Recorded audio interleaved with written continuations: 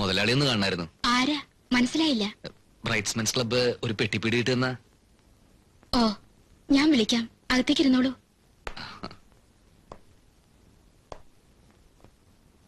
നിൽക്കാൻ ബുദ്ധിമുട്ടുണ്ടേ ഇരുന്നോളൂ. വേണ്ട, ഞാൻ നിന്നോളാം. അല്ല, ഇത് കുറച്ച് നന്നാരി സർബത്തും കുറച്ച് എള്ളുണ്ടയാ, വീട്ടിലുണ്ടാക്കിയതാ. ആ, എന്താ പടക്ക? എന്താ ചമേ? നന്നാരി സർവത്താ. എന്താ കുട്ടി ഇങ്ങോട്ടൊക്കെ? മനപ്രയാസമുള്ളൊരു കാര്യം പറയാൻ വേണ്ടി വന്നതാ. ഇത് വല്ല പള്ളിയോ മറ്റാണോ മനപ്രയാസമുള്ള കാര്യം പറയാൻ രാമൻകുട്ടി? ഇത് എന്റെ ഒരു കൊച്ചു വീടല്ലേ? അല്ല, ഇത് മുതലാളിയോട് മാത്രം പറഞ്ഞിട്ട് കാര്യമുള്ളൂ. അപ്പൂട്ടിയായിട്ട് യോജിച്ചു പോവാൻ വലിയ ബുദ്ധിമുട്ടാ. ഏതപ്പൂട്ടി?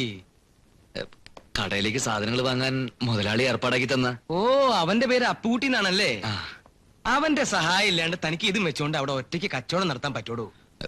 എഴുതി കൊടുത്ത സാധനങ്ങളൊന്നും വാങ്ങിക്കൊണ്ട് വരില്ല. കാശിന്റെ കണക്ക് ചോദിക്കുമ്പോ ദേഷ്യപ്പെടുകയും ചെയ്യും. താൻ എന്തോടെ ഇവിടെ കിടന്ന് വട്ടപ്പാലം ചിട്ടണേ? നിന്ന് സംസാരിക്കേ. ഞാനിവിടെ ഇരിക്കണം. ആട്ടെ, ഇതൊക്കെ പോട്ടെ, ഇപ്പൊ എന്താ പ്രശ്നം?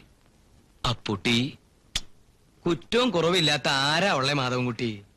കുറച്ചൊക്കെ ക്ഷമിക്കുക, അല്ലാണ്ട് എന്താ ചെയ്യ? മറ്റൊരാളെ ആശ്രയിക്കാതെ കഴിയാൻ പറ്റുമോ കുട്ടിക്ക്? ആ നന്നാരി സർവത്ത് കുടിച്ചിട്ട് എന്റെ ആരോഗ്യം നന്നായിക്കോട്ടെ എന്ന് കരുതിയിട്ടല്ലോ അത് ഇങ്ങോട്ട് കൊണ്ടുവന്നത്. അതൊക്കെ പരസ്പരം സ്നേഹം കിട്ടാനുള്ള ഒരു കൊച്ചു തന്ത്രം അല്ലേ? അതേന്ന് പറയൂ. ആ തന്ത്രം എന്തു കുട്ടീനെ പറഞ്ഞത്? അയ്യോ, മറന്നു. നാരായണൻകുട്ടി. ആ തന്ത്രം ക്ഷമാപൂർവം ഈ കുട്ടി ആ കുട്ടിയുടെ നേർക്ക് പ്രയോഗിക്കുക. ഫലിക്കും. ഫലിച്ചിട്ടുണ്ട്. ഇല്ലെങ്കിൽ വേറെ എഴുതി തരാം. മനസ്സിലായോ അച്ചുകുട്ടിക്ക്? നടക്കാൻ വല്ല ബുദ്ധിമുട്ടുണ്ടോ? ഇല്ല, നടന്നാ വന്നത്. എന്നാ പിന്നെ നിരങ്ങി തന്നെയാണ്. പൊക്കോളൂ. അല്ല, പോയിക്കോളൂ. അച്ചാമ്മേ പാവം. വിളിച്ചായിരുന്നോ? പുറത്താരെങ്കിലും വന്ന് ആരാ എന്താന്ന് ചോദിക്കാണ്ട് എന്തിനാ അകത്തേക്ക് കയറ്റി വിടണേ? അച്ചായിന് ബുദ്ധിമുട്ടായോ? അച്ചാമ്മയ്ക്ക് ബുദ്ധിമുട്ടായോ? ഇല്ല, എനിക്ക് സ്വല്പം ബുദ്ധിമുട്ടായി.